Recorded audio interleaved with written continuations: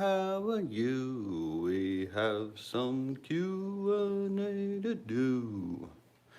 Hope you're doing fine, 'cause it's Q&A time again. Hello world, how's it going? Hope you guys are all doing great. If not, as always, I hope it gets better for you. So welcome to another Friday Night Live Q&A. Or you can ask me questions about keeping fish. Man, now let me do something real quick. Okay, where you can ask me and the community questions on keeping freshwater fish, shrimp, and plants, and all that jazz. Man, makes it look like I need some sun. This is probably true. It's probably this super bright shop light. It doesn't seem that bright, but there's actually two of them there. But hello, everybody in the chat. Candy Overhauls, thank you so much for the reminder, for the live chat, and the super chat to tell me you are the absolute best. Thank you so much, Candy. And yeah, so here we are, another Friday, and hope you guys are all doing well. I need a shower myself, hence why I got a hat on. Just been busy, a lot going on. And yeah, I hope you guys are all doing well. So if you do got questions on keeping freshwater fish, shrimp, and plants, now is the time to throw them in the chat. Because I don't really have a whole lot of specifics to really talk about as far as like what happened this week. Wasn't anything like real crazy out of the norm. Still waiting on shipping. Shipping with the weather right now is just absolutely killing me. But I can't control the weather, so it is what it is.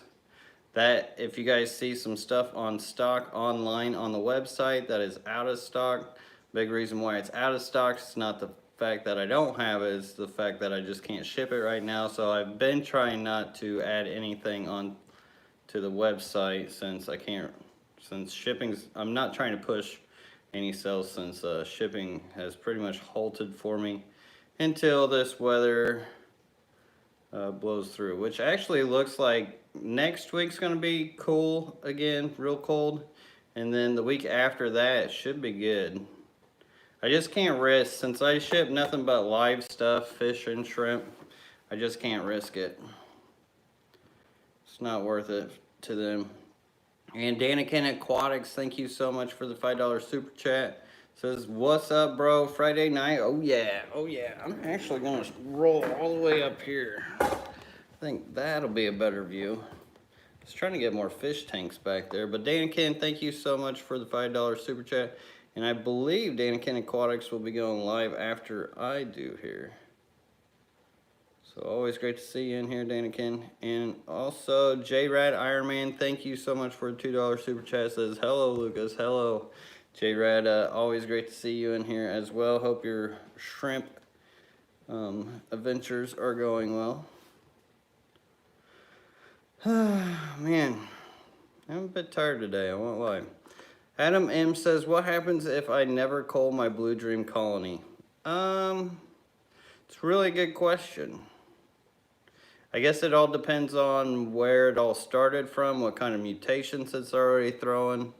Like as far as if you were to never cull, like say my grade A's, or even my B teams. My B teams, you may start getting some realies in it over time, but like the A teams, they don't really need much culling. You'll get some lighter color ones, but that's about it. So it really depends on where they're coming from. Some of them, if you don't cull them, they could throw all kinds of crazy stuff, which could mix into other stuff, which can cause all kinds of issues. Cookies Fish Room Heat Packs, question mark. So I have been able to get some 72-hour heat packs. I have maybe a couple hundred. I have enough to get the shipments out. The problem now is it's just too cold, and the 72 hours is not worth the risk. If I had 96 hours, I could probably ship in certain places, which we did ship to the southern states. So any state that was going to end up being warm this week, we did ship out to them. And because it piling up on us, it's just going to make it harder for us in the long haul. But like I said, it is what it is. And then here on the 15th, a lot of the shipments nationwide are actually coming in. So this next week here, hopefully the heat pack shortages and stuff start getting better. So we'll see. Finn Wiggles, thank you so much for the $5 super chat. It says, so glad you're being cautious with shipping. Pick me out some really sexy blues and yellow shrimps. Well, I will make sure to do so. And yesterday, or not yesterday, but last Friday night live Q&A, I don't know if some of you guys remember, but I noticed some of my yellows in one of my tanks were starting to get duller in color. Well, come to find out, there was food sitting on the bottom of the aquarium, which has been sitting there for quite some time, so who knows how long. So the water quality was actually causing that stress in the shrimp. Just something to think about. Always beware, like even underneath the mosses and stuff where you feed. If you do overfeed and you leave any food sitting there over, I would say 24-hour period, it's best to vacuum it out because that just causes all kinds of problems. They can eat it, they can get sick, same with fish. And I actually see this quite often at some places I'll go to sometimes. It just absolutely kills me. I've had to get onto some stores about it before.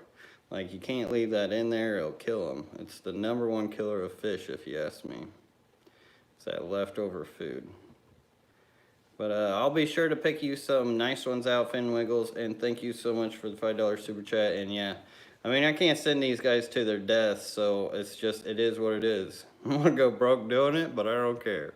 We'll gain momentum back, and I'm not that worried about it because I got you guys behind me, and a lot of you guys have been absolutely awesome with your patience, and I could never thank you guys enough.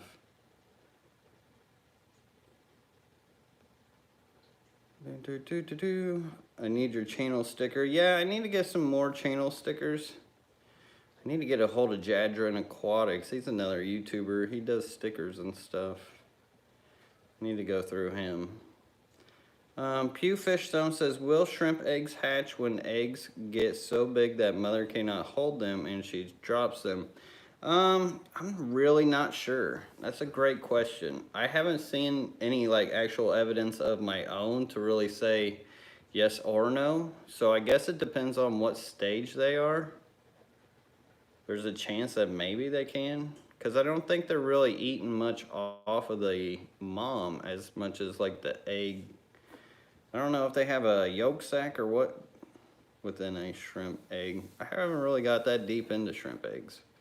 I don't know, but if anybody knows in the chat, I will try to keep my eye out and read it off to you if I do see somebody mention anything in their experience.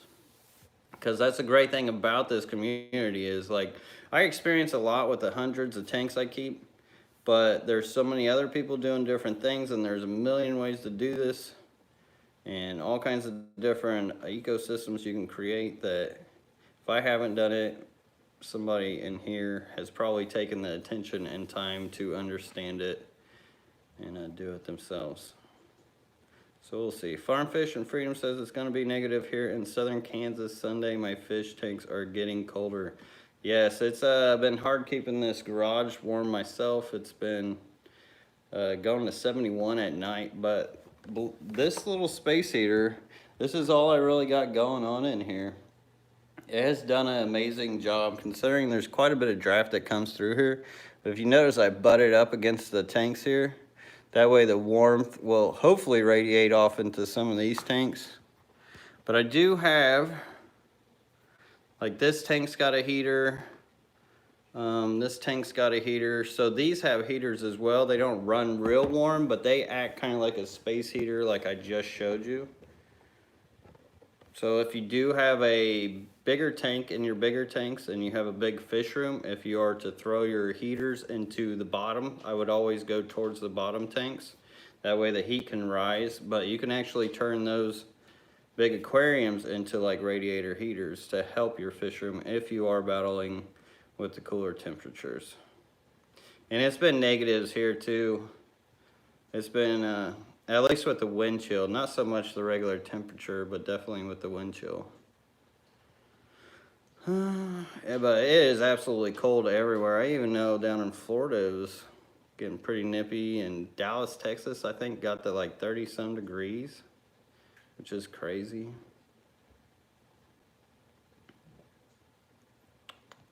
So it makes shipping really hard, especially with a heat pack order. Do you ever get cyano in your tank? So I never got it. I have gotten it once from Aquascape Aquarium that I had done a few years ago with the aquatic experience, and it must have been in the lava rock or on some plant, but it did end up breaking out in that aquarium. I believe I used General Cure to cure it because it's actually a bacterial.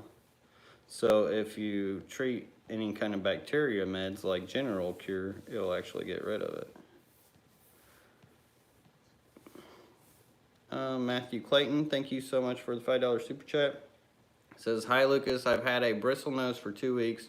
Won't eat any veggie or pellet offered and now is turning white. Any suggestions? Maybe try something with protein. He could be sick or molting. I don't know. Really don't know. I've seen it happen myself before, but it doesn't usually turn out very well for me. That would probably be another one to look into the comments for help with, because I'm not a real big bristlenose expert. Like, I've kept them, I've had them breed and stuff, but as far as like their molting and what that's all about, I'm not 100% sure, because sometimes they could be either they're ill, they could have eaten rotten food on the bottom, which can give them internal bacterial infections and can cause them to turn white. As far as their molting, if it is that, I don't know if they go through like a certain period where they won't eat very much. So there is a chance that it could be a bacterial infection, and General Cure is probably the best hit for bacterial infections. I'm sorry, that's probably not the best answer, but thank you for the super chat. And hopefully we can get some more people to give us their opinions here in the chat. Chris Trapp, thank you so much for the $5 super chat. Always great to see you. Says, hope you're staying warm during this freeze. I'm doing my best, trying to steer away from being outside, that's for sure. The whole pond and waterfalls and everything have pretty much froze over.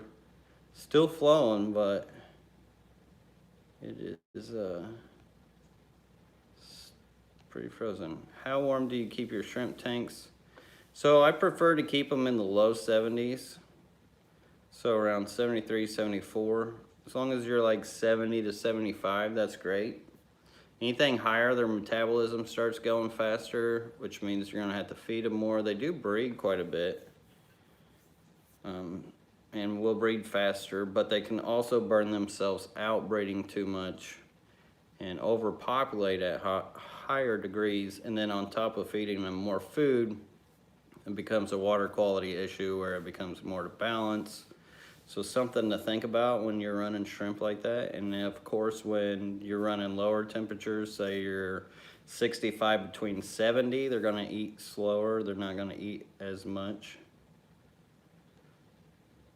So that can help with water quality. So if, say you got a big shrimp tank or just a shrimp tank in general, and you don't want it to overpopulate, run the temperatures lower. If you want it to just go crazy, run them higher, but expect to do more water changes because you're going to end up feeding them more, which is going to muddy the water as far as what goes in it, because everything you feed into your aquarium becomes part of the aquarium, and our water changes are pretty much nothing less than dilution is the solution to any of those buildups. And that's why people get algae too, is because of all those buildups from the food is what the algae will feed off of as well.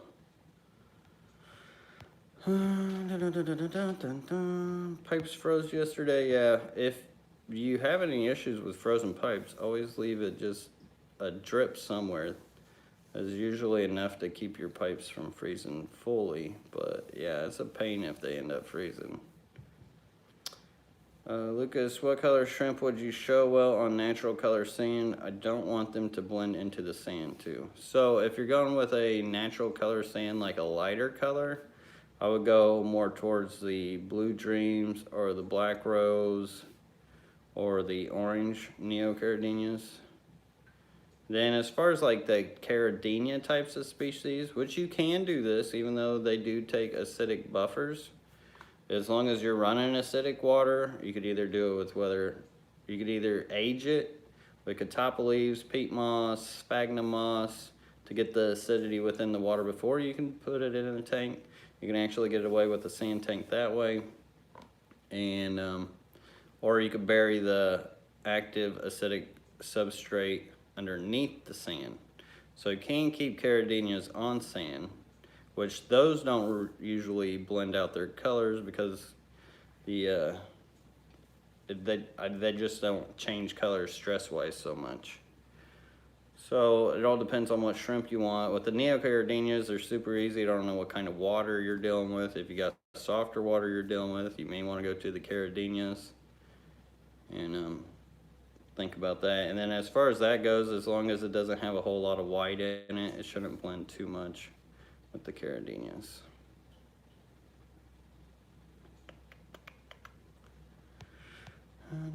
Michael Long says, you can keep your garage at 71 and your temps are negative outside and all you have there is that space heater. How does that work? Well, it helps with these tanks as well. So I've got so many aquariums in here. So this one has a heater like I was saying earlier. This has got a couple 5 watt, or it has like either 300 or 500 watt heaters in it. So that'll keep that tank warm, and this thing has I think like a 500 watt heater in it, so that'll keep that warm. So now I have like 3 space heaters because I'm using my aquariums as space heaters.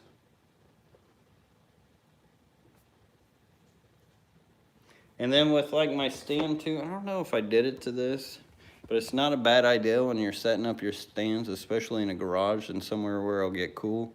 But put insulation foam up underneath your stand so that radiating cold doesn't come from the concrete and cause issues with your aquarium. But yeah, this was just a cheap space heater that I got.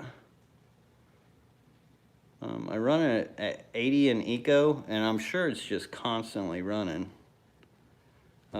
Often this line will get warm and it'll kick the breaker. It's probably not the most ideal setup, but hey, it works.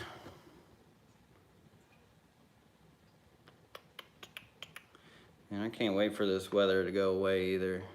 I got so much I want to do right now, but everything I think about, just like, man, I've got to wait till it's warmer out.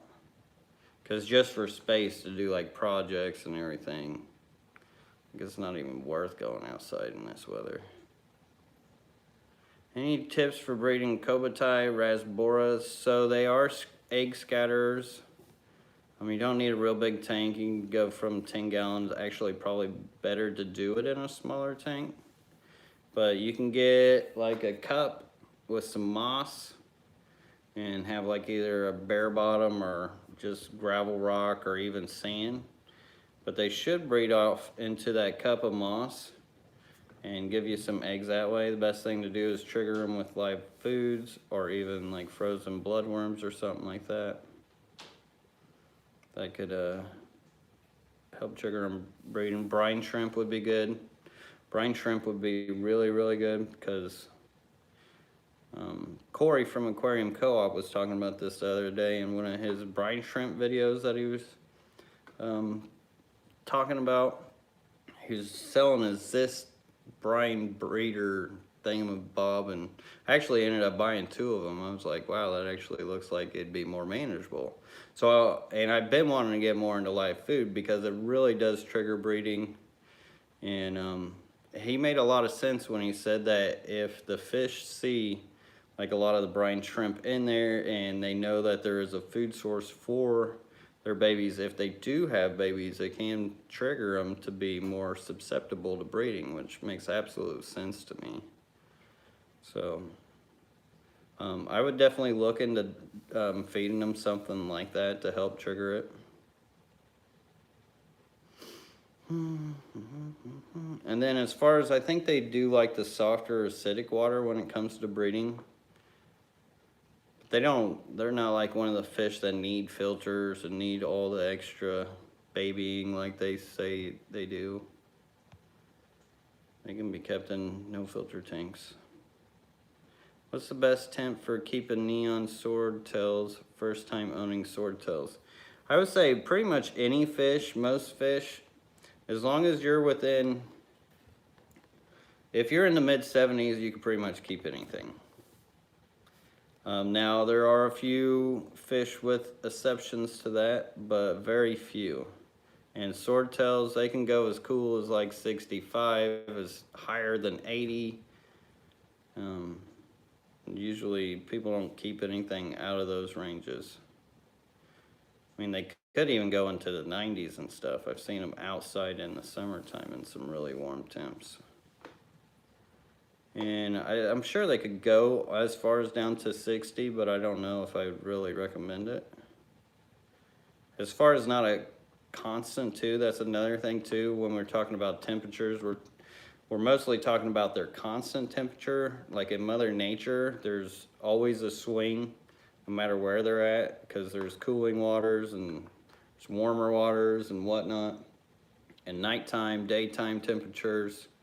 So there are fluctuations in nature, but if you keep, like, you can get a fish to survive around, ones that don't normally survive around 60 degrees, maybe for a day or two, but if it's like a constant week or so, then it really does stress out the fish, and to the point that it's just too much for them.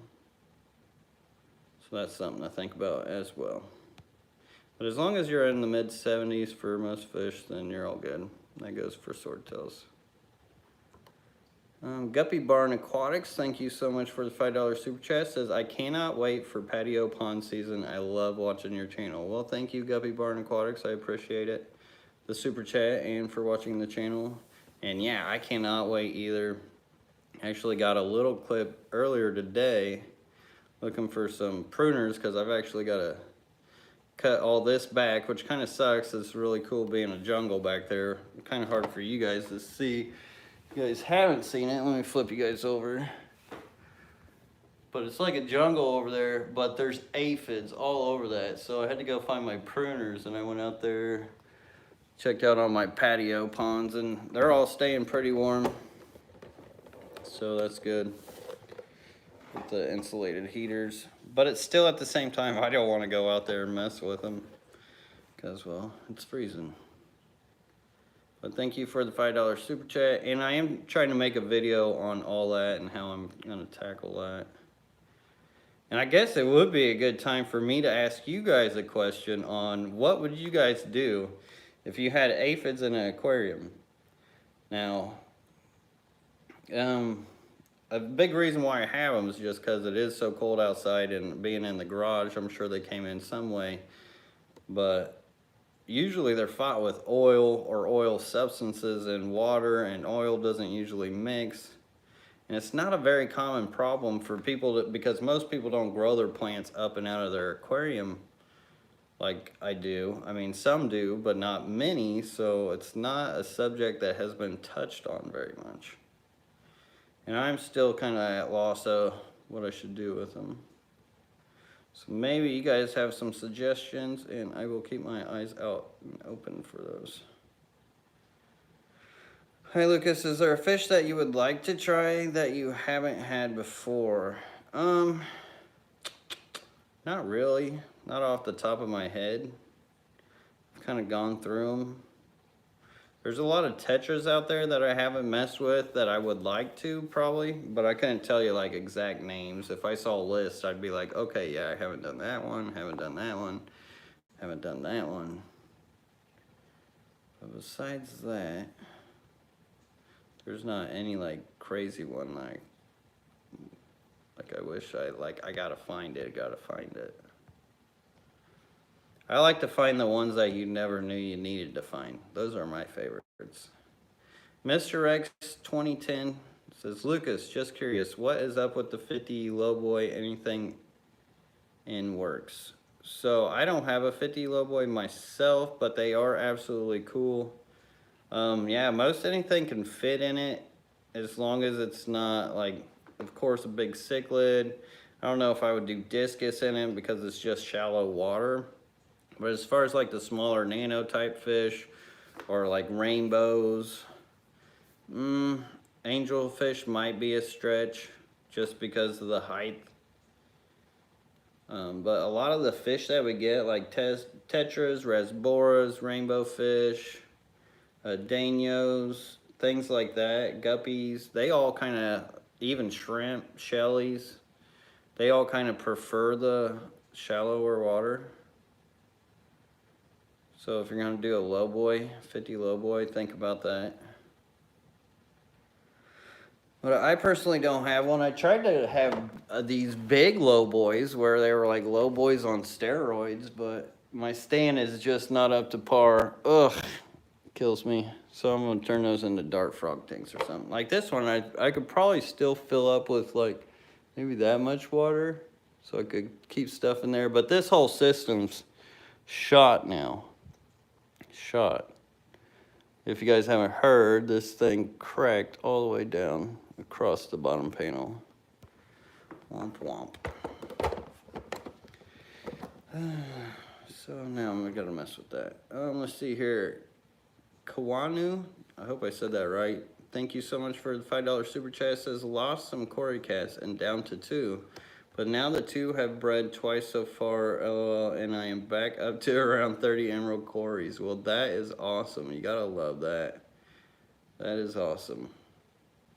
That is, at first I thought I was gonna have to be sad about your Corys dying, but I mean, that's a great thing about the circle of life right there. That is absolutely awesome. And thank you for sharing, and thank you so much for the super chat. Chris Pinto, thank you so much for the $10 super chat. Says, bro, Tato, hashtag fish Jesus. Thank you again, Chris. You're awesome. Stay awesome, brother. I appreciate you. And scrolling. I have been looking out for, I know I keep saying, oh, I'm gonna look out for the chat to see if somebody has experiences or answers on some of the things that I was looking at before, but I haven't really seen anything. I have been keeping my eyes open for it.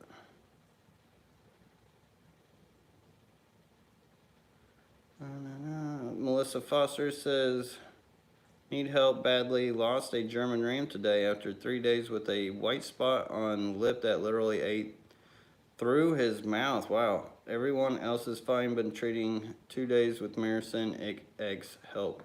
So sometimes those mouth funguses, or it can look like mouth funguses, sometimes is caused from either battling or maybe he was chewing on something. Like say if a German ram had like Eco-Complete, which is made out of lava rock, that stuff's actually pretty sharp, and if they were to eat something off the bottom and scrape their lip and then get an infection into that, then that could be problematic. What I would use is the API fungus cure. Works great for that. Or maybe try the Fritz guard. But if anything, I would use the API fungus guard to help treat any kind of infection that had maybe gotten into that cut, because that's what normally happens. Like, there's not any parasites or anything that I know of that dig right into the lip like that.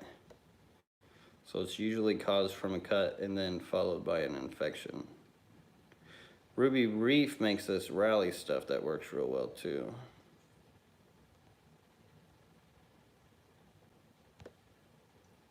I'm not a big fan of Maricin or Egg-X myself.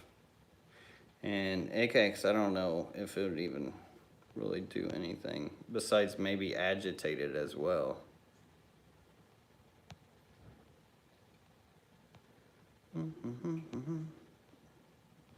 So yeah, and if all fish appear appear fine, then yeah, more than likely it's just a infected cut.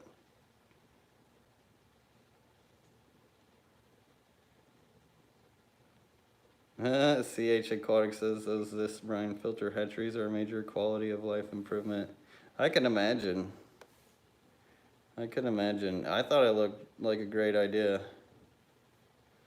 So I had to order me some co-op stuff. It's amazing what Corey has done with his business, really. It's really, really wild. It's really cool. Deborah Sanders says, does willow moss grow well in any water and medium light? Yes. Yes, indeed. It's not picky and it doesn't need highlight, and it actually prefers more medium light than over highlight or something. Glad to hear you have a ton of black Moscow guppies now, Cyano. Speed reading, speed reading, speed reading. Hi Lucas, I bought plants, got notice that they are delayed because of weather. Glad you did keep them yet. Here in Montana, it's been negative 25 and rather hold them until you feel it's okay to send. Well, thank you for understanding, Dawn. I really appreciate it. And yeah, negative 25 is just, I'd be sending you icicles probably. Nobody wants that. But thank you guys all for understanding. Sarah's been stressed out with the emails and everything. It's been a lot for her. So I appreciate those who've sent her kind words and understanding. It helps because her plate has been full as well. See, that's the only problem with this is, like, we're kind of limited unless we get like employees, and to bring in employees into your personal home makes it a little more difficult. So we are kind of stuck with what we can get done. So if we were to grow big, I don't know, it's kind of a double-edged sword. Like if we grow bigger, oh, that's great. We can do bigger and better things. Matter of fact, I got sent a link to these like huge tanks. They're like 75, I don't know if they were 7,500 bucks each or for like all of them or what they were. But I'm like, I'm about to call my dad up because he's got space out in the country. I'm about to be like, hey, can I slap these in your backyard? Can we throw some heaters in them and let's do some breeding, like major breeding. But they were like 9 foot long, 4 by 4 foot deep. Can you imagine the stuff you could grow out in those things? It was all plumbed up. It looked real legit. I think it was for like tilapia farming or something. Are there any hot fish stocks that you know of? Stocks on the stock market or anything like that? Or types of fish? I don't know what you mean by fish stocks. All I know is I'm really sad about Dogecoin because I used my pond money. I had some money in Dogecoin. I don't know if you guys know what that is, but it's like this meme cryptocurrency. Had it like 0.00022, and the thing is at like 0.07 now. It's at like 7 cents. So I could have built like 20 ponds with what I pulled that out to pay that pond for. But what have you? You win some, lose some. Any tiger shrimp breeding project? I don't have any tiger shrimps. Nope. I have kept them in the past, but with the acidic substrate, I try to keep things easy for myself since I have so many aquariums. Another person too wrote a comment like, compressed CO2 would go a long way in your fish room, which it would. But the problem would be that I would grow plants way too fast to the point that I would not be able to keep up with them. Like it's almost at that point. If you guys see the thumbnail or the pic that I had for the thumbnail of all this Brazilian pennywort, you can see where this thing has taken over 12 tanks nearly. Because I haven't been able to ship anything out. If I don't ship my plants out, if I can't move them, that's what happens. Like they just take over. So if I were to give them even more juice, oh, it would be a jungle in this house. It would probably look really cool, but yeah, it would be too hard for me to keep up with. Scrolling. And once again, sorry if I'm missing any of you guys' questions. Melissa Foster, thank you so much for the $5 super chat. Says, God bless you. Well, God bless you as well, Melissa. Says, injury makes perfect sense. Was worried, columnaris. Thanks, Lucas. Yeah, I actually, early on in my major, like when I really was starting to do the whole big fish room thing, I had an issue with arowana. It was probably the same situation. I actually made videos of it. Thought it was columnaris. Tried to treat it for columnaris, and then ended up killing the arowana. It was super sad. But now that I've went through that myself, I understand more of kind of like how these infections and injuries can cause havoc and be misidentified as certain other things. And I'm just glad I'm able to be here for you guys to help share what I've learned to hopefully help you guys as well. So thank you for the super chat and the support. Thank you. And Melissa, thank you again for your $5 super chat. It says thanks and kudos to Sarah for her emails. I think we all understand. Well, thank you for that, Melissa. And she'll be happy to hear some kudos for her. She loves her kudos. I, on the other hand, don't need gas stuff that much, but she loves it. It helps her out. But thank you so much, Melissa. Dogecoin to the moon, right? I did put back in a little bit back in the Dogecoin. Only like 500 bucks, because it's about all I had. But who knows where that thing, the way I look at that Dogecoin, it could be the people's currency, which would be kind of funny, really. It would be definitely better than Ripple if we're going to talk about cryptos, which is the IMF's cryptocurrency, which is what they want everybody to use.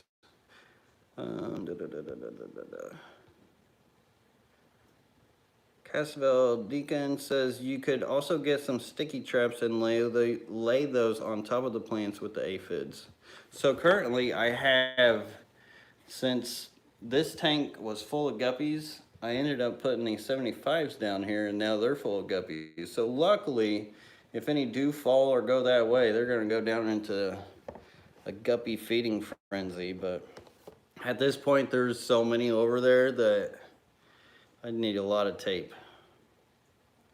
I would need a lot of tape. Sticky tape. Danican Aquatics, thank you for the $5 super chat. Says we all know Sarah rocks, just keeping up with Wes, LOL.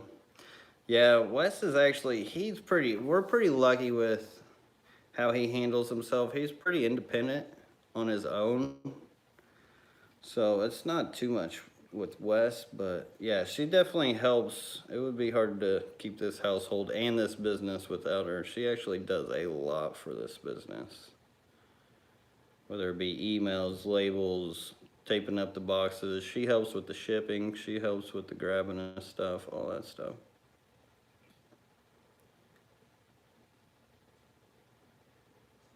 I mean, Mars is half the fish industry. Is that like the candy bar Mars company? I know that they do own a lot of stuff, but I didn't know about that. So funny how many of you guys are like pro Dogecoin in here. Let's see, what about some archer fish to shoot down the aphids? There you go, that sounds like a cool way to do it. Get a school of archer fish in there just to start nailing them out. That's hilarious.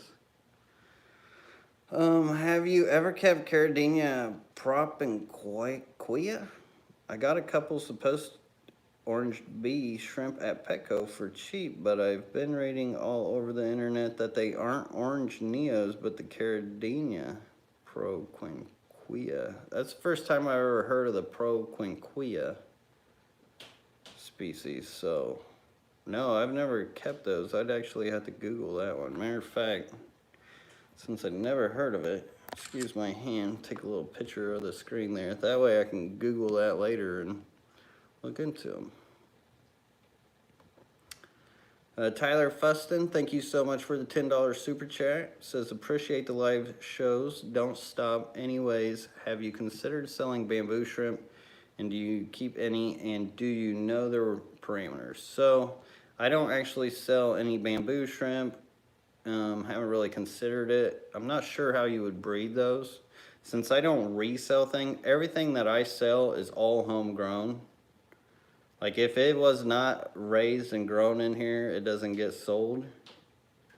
So probably would never do the bamboo shrimp unless I could figure out how to breed them. I don't think they're too in particular as far as their water parameters, but feeding them becomes the trickier part because of how they will eat and feed, I believe. But I don't think they mind whether soft or hard water. I could be wrong, so if you look into the comments, we'll see if anybody corrects that. But yeah, I don't have a whole lot of experience with them. But Tyler, always great to see you in here, and thank you so much for the $10 super chat. I know that Haley had some, and that's why I don't think that they mind certain not temperatures, but parameters as far as like hard or soft water. Aquatic Maw, thank you so much for the $10 super chat. Always great to see you, Aquatic Maw. Hope you're doing well. She says listening and making some ramen. Sounds good. I had some ramen yesterday, actually. It was delicious. But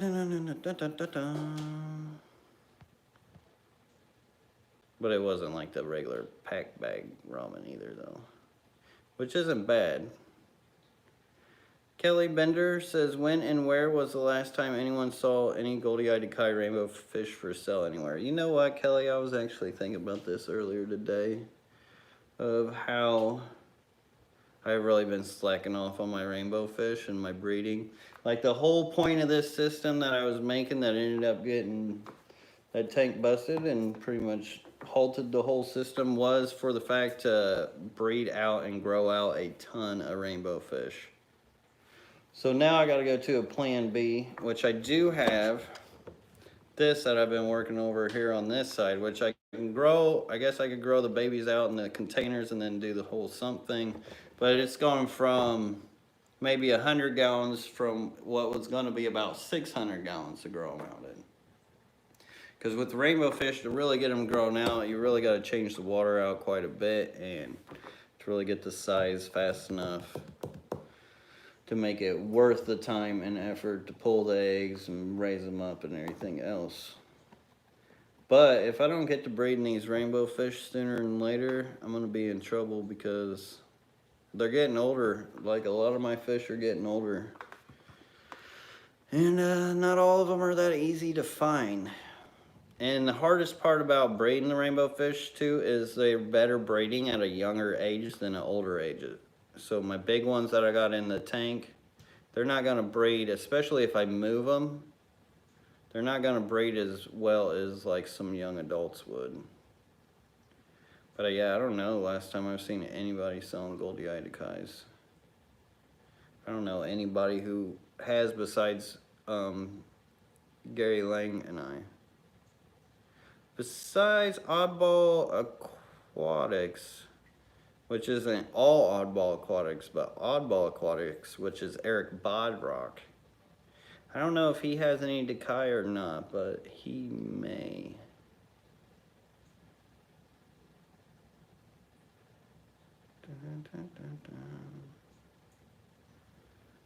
Scrolling. Once again, sorry if I missed your question. Mariah Simonson says, my shrimp have been eating my foreground plants down to nothing. I know they eat plants, but is this normal, LOL? So, no, not really that normal.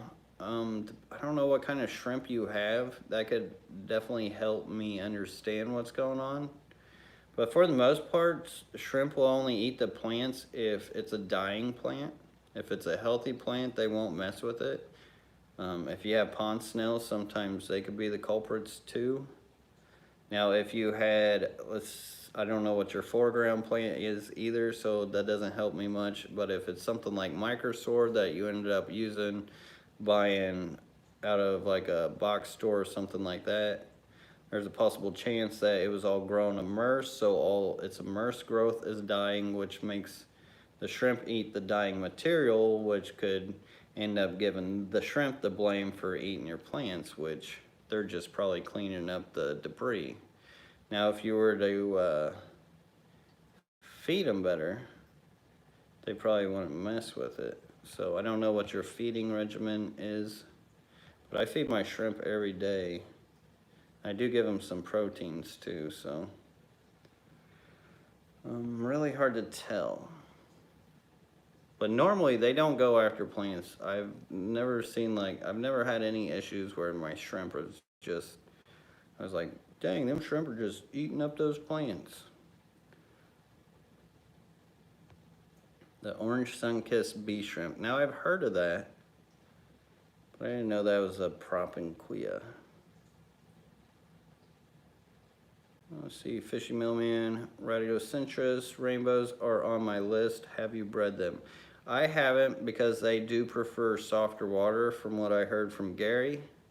So I haven't went towards those. Those are really cool though, especially the ornatus rads.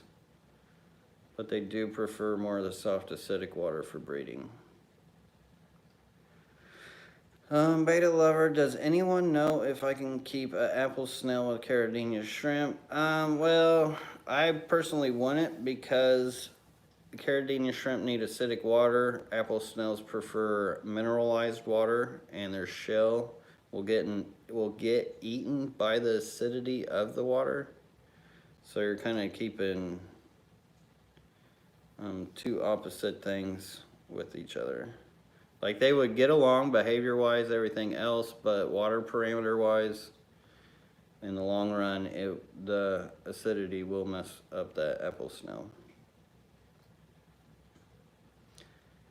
Just a sand, Japanese neon blue Endler pair. When will you have some in stock? So I will have some in stock. I'll probably redo the website as far as in-stock items after probably about this time next week, because the weather should be good enough to ship and I could really start selling stuff again. But we're already so backed up on delayed orders due to weather right now that I really can't push sales.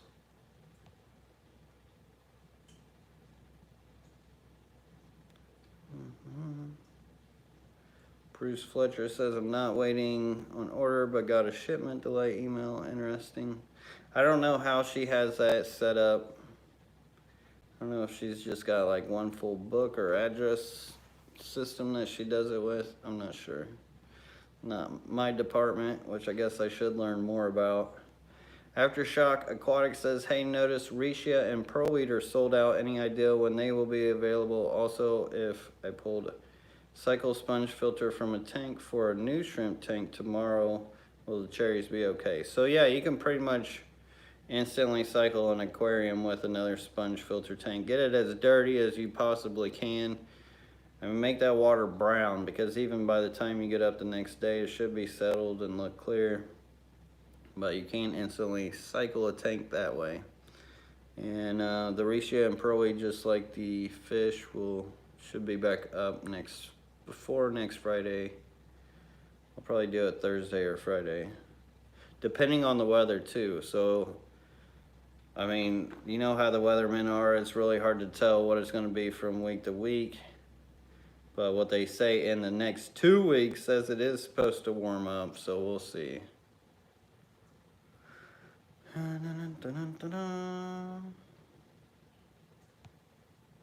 have 12 Impicta. I don't need them. Ooh, limey smidger, for real? Those are nice rainbow fish. I have the Picta Root 2s inside, which I absolutely love. I don't know if yours are the 2s. I think there's a couple different types of those Pictas. Rohan Jane says, do you feed but either way, they're all cool. Rohan J says, do you feed Infusoria Paramecium for smaller fries? So yes, what I'll do is often in my shrimp tanks, I'll get buildups of the Infusoria or Paramecium within the water column, and I will actually put my smaller fry into those aquariums to help eat all those microorganisms that will grow up in those shrimp tanks. But for the most part, I'll even just use the crushed up Tetra Tropical granules, which isn't the best to use. I mean, it can be done, but it's not the best to use because either the microorganisms or something eats off of it, or the fish does, the babies. Because you can get it into like that fine dusting that gets pretty small. And if it's small enough, depending on the fry, they could pick at it. Or even swallow it. Or it feeds the Paramecium or whatever. And that's why you should always, if you got a shrimp tank in your fish breeding room, always great to have a shrimp tank in a fish breeding room, just for the fact that even if you don't want to put your fry in with your shrimp, you can get that water from the shrimp tank to help feed and seed that tank for your fry.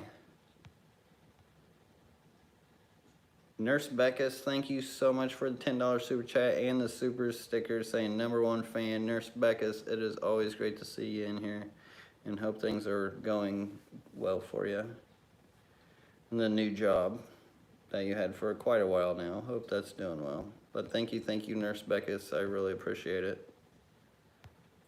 But I would like to start feeding more brine shrimp, more live foods to my babies, which I don't know, it's kind of a double-edged sword too, because I know if I spoil my fish on live foods, then that means anybody else who gets my fish later down the road might have an expectation to have to feed live food too.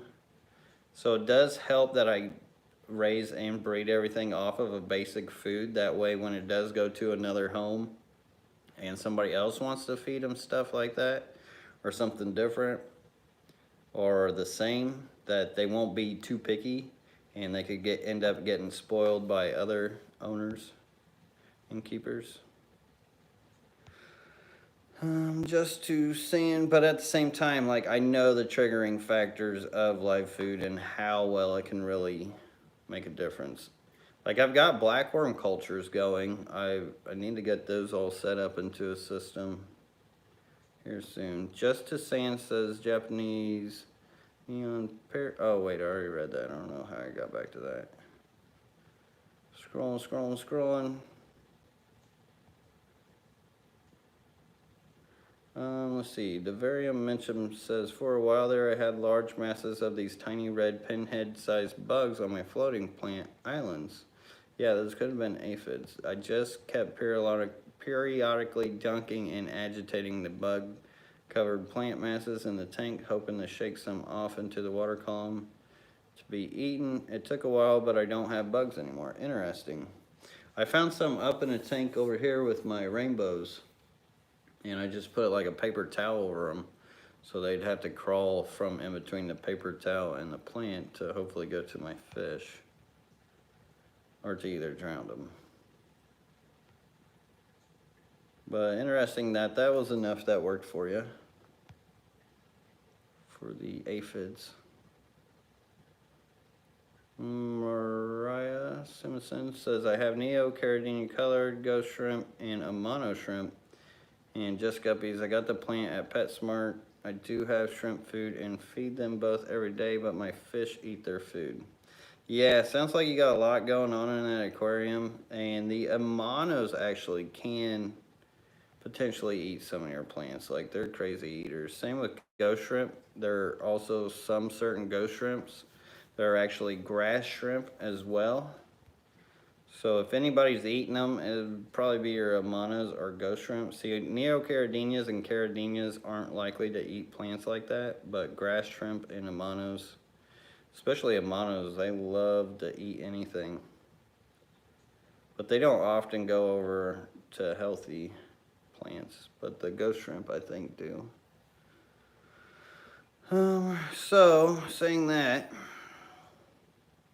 is, usually you don't want to keep your neocaridinias with your ghost shrimp, because ghost shrimp or grass shrimp do have razor sharp clippers and can actually kill neocaridinias. They could tear up your guppies a little bit too, because guppies will sleep on the bottom at night, and if they can catch them, if you start seeing anything going on with the fins of your guppies, you know that's what's happening. And Yeah, more than likely they're just not getting their food because, like you said, the fish are eating, so they're going after your plants. I mean, I guess that kind of makes sense now since you had those ghost grass shrimp in there. Beetle Popper says tips for lowering pH and keeping it at that level consistently. So that's the biggest trick in acidic buffers. That's why people use the acidic substrates for their Caridina shrimp, is just for the fact that it is about the best way to keep a level consistently. Or you can age your aquarium water. Now you'll never keep it at the exact level consistently, but you can at least keep it in a range consistently. But it just be best to get the active substrate and or age it into something that'll get it around those levels. I've been trying something with Tanner, Serpa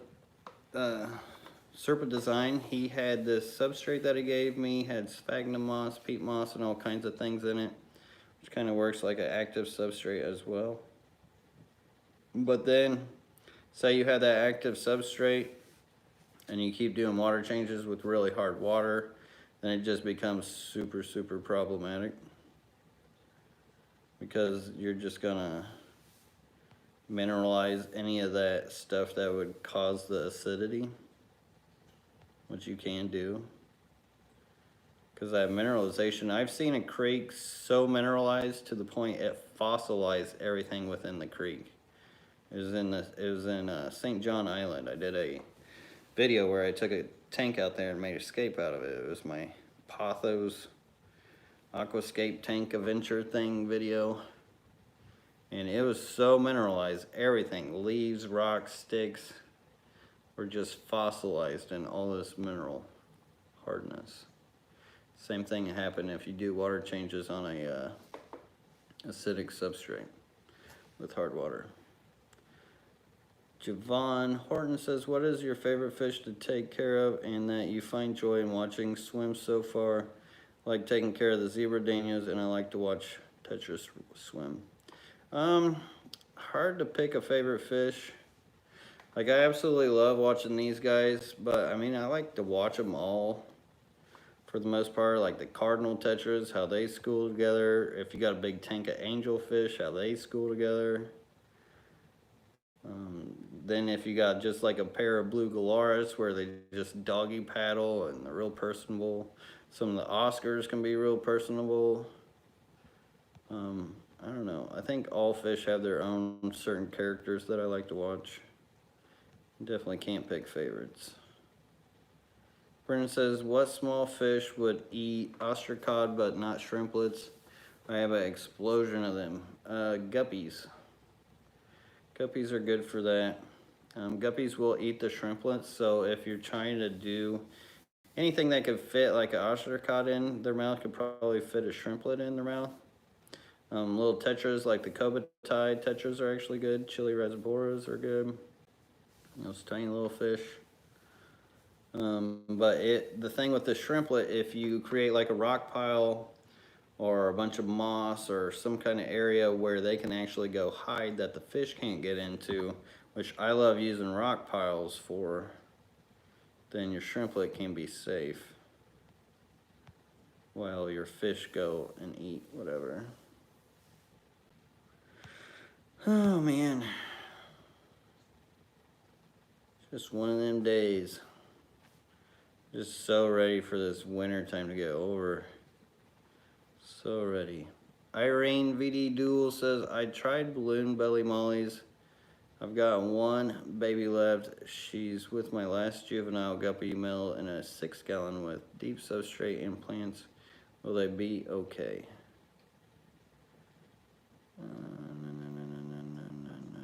I mean, seems like you're doing what you can for them. I don't see why they wouldn't.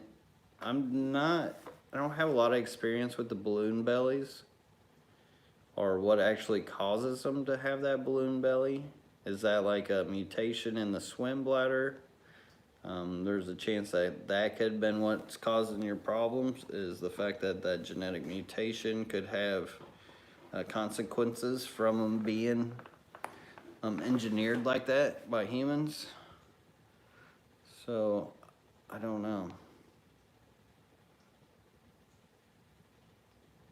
If you got a deep substrate and plants, whoa, for the most part, your environment's going to be good.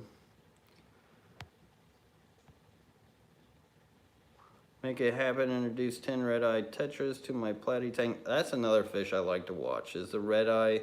Those are very underestimated fish, or those red-eyed tetras. But anyways, he says, red-eyed tetras to my platy tank. Now all 10 platies are hiding. I'm guessing it's because the tetras are giving off panic signals. Been 6 days hiding. So actually the red eyes can be fairly territorial. They can get fairly decent size too. So they're not like your normal schooling tetra. They're more like I mean, they will school, but they're not like the peaceful. They're peaceful. It's hard to say. They're kind of territorial for a tetra. They're not like your basic, like, oh, look at these cool little cardinals all just schooling and getting along together with everybody. Like, no, they can be a little rambunctious. There's actually quite a few tetras out there like that. The blue tetras, the Freddo Chi-eyes or whatever, those are real territorial for being tetras as well. The smaller ones usually stay more peaceful, but when you start getting into like the couple inch ones, that's when sometimes they can be kind of territorial. With like, hey, this is our tank, so back up.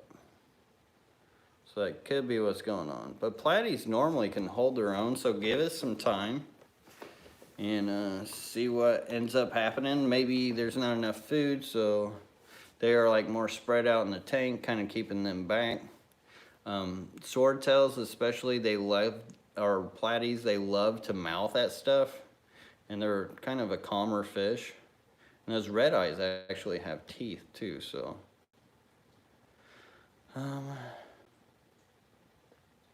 just watch them. The best thing is to watch their behavior. Then you can kind of get a story of what's going on in your aquarium.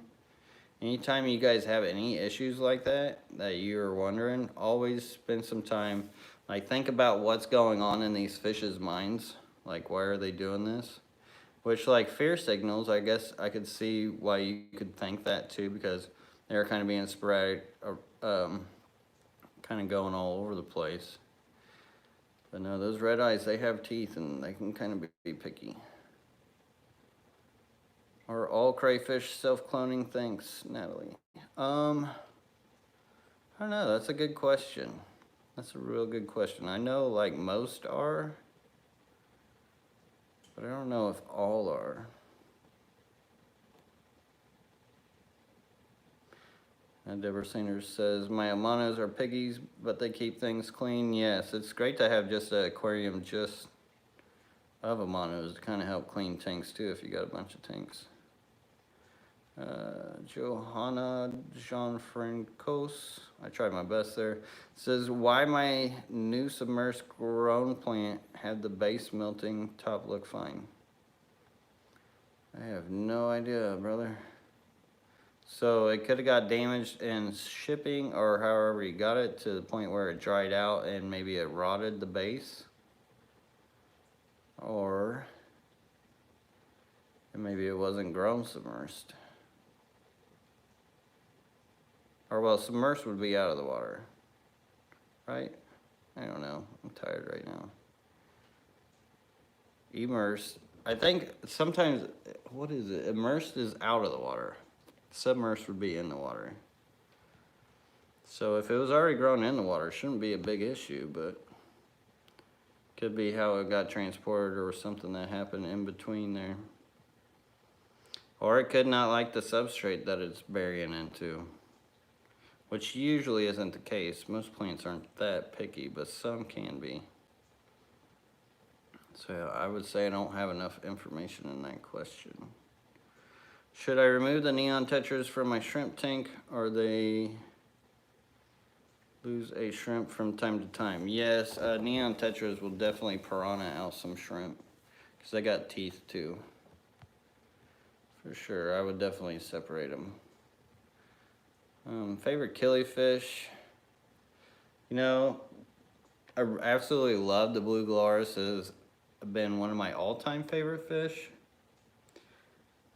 So I guess I would have to say that, even though there are some cool, really cool fish out there that could definitely probably contend. All right, Chris Trapp, thank you so much for the $5 super chat. Can we check out a random tank? I guess. Well, I mean, we've got lots of random tanks here. Here's a random tank. It's got the pogo stimming octopus with the white cross antlers. There's actually only one male in there. You can see him on the edge there. It's loaded with these females. It's been picking so much out of that colony. I got these little random tank things going on. Not a whole lot going on in here, but just holding plants from a long time ago. And kind of been an experiment to see how well these plants would do. There is some Japanese blue endlers in this one. I don't see any movement though. There was. Hope it didn't get too cold for them. Oh, there's some. Yeah, they're just hiding on the bottom. I just saw one move there. Rhetia crept in there going on. Some more here, but we are over the hour mark, so I will have to hop off here. I gotta go feed all my fish as usual. Well, you see this Brazilian penguin just gets crazy. Little baby dwarf neons in there with some orange shrimp. Dwarf sage growing up underneath all that with hardly any light. Then in here, this tank's actually kind of wild because it's got all this growing on top, but then underneath it, it's hard to see because of the glare, but you can see all the crowns and stuff. It's just completely full of vow. I think there's some fern in there too. So there's hardly any light, especially like all back there because of the top of this, but yet it's absolutely full and packed of plants. It's kind of crazy. Same with this, where my ameri are. Italian Val, bronze cribs, pearlweed, swordtails. I gotta get my babies out. They popped out a bunch of little babies. These guys. I got some ameri in here breeding. That plant I can't actually sell, which I actually really love this. It's, I think it's Lymphnophilia sessiflora. Great plant for breeding. And, I can't sell it because it's actually noxious weed in some places. But look how it grew like this tree up and out. How cool is that? Picture quality really doesn't do it justice. And then we've got a bunch of fire red shrimp in this one. Tiger Val, more fish. Should I get babies up on here? Let's see, where'd he go? I just saw one. There's a little baby. Those are the calirums. They're like colony breeding in here because it's just so packed of plants. So packed of plants. That's pearlweed, which is trying to grow up and out and over. And then these guys are getting long in the tooth. That's been my breeding pair for a long time. My two breeding pairs. So they got babies in there too.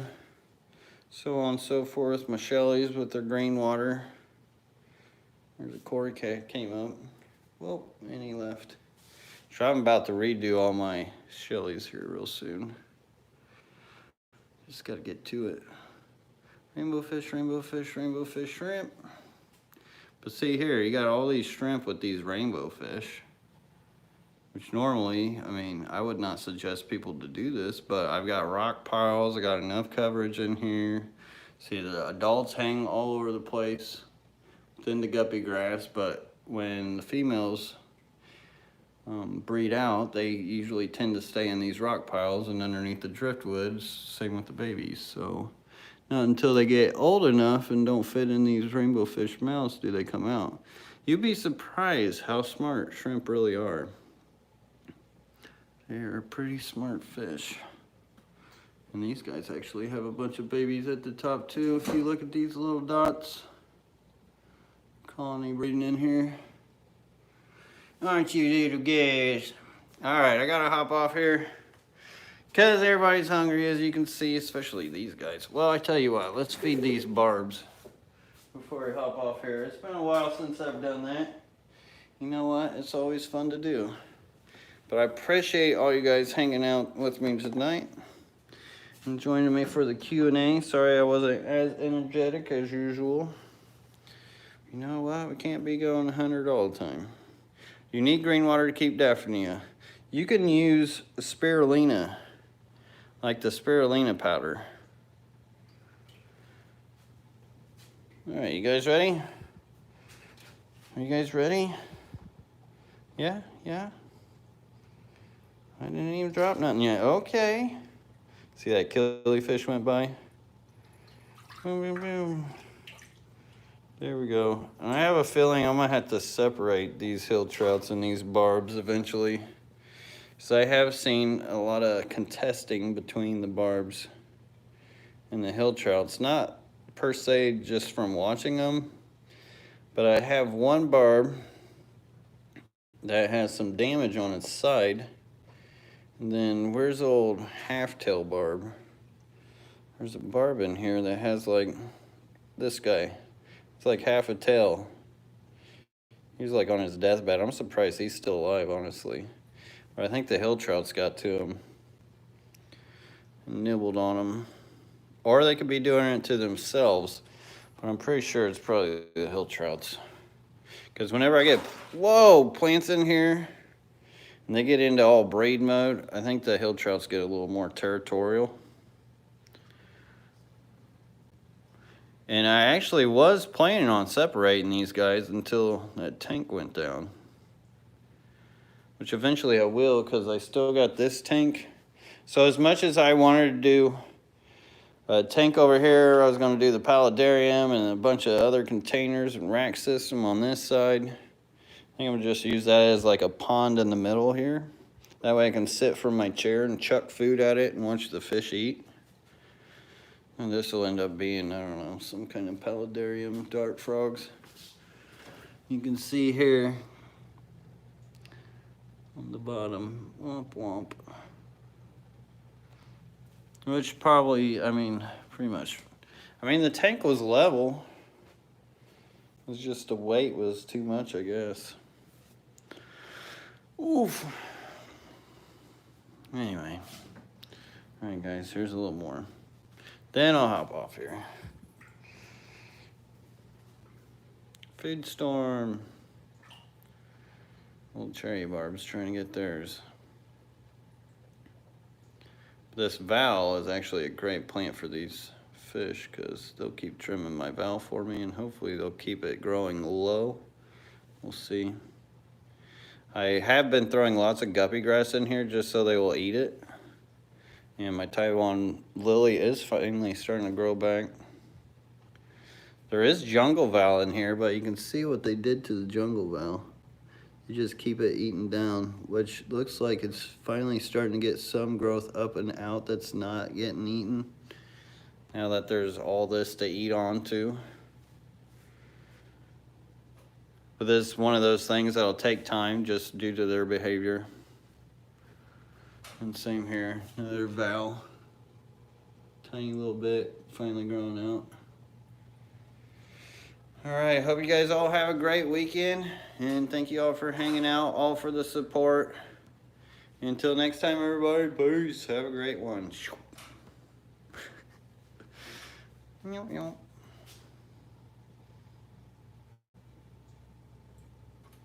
think they're still hungry. I always try to knock that food off.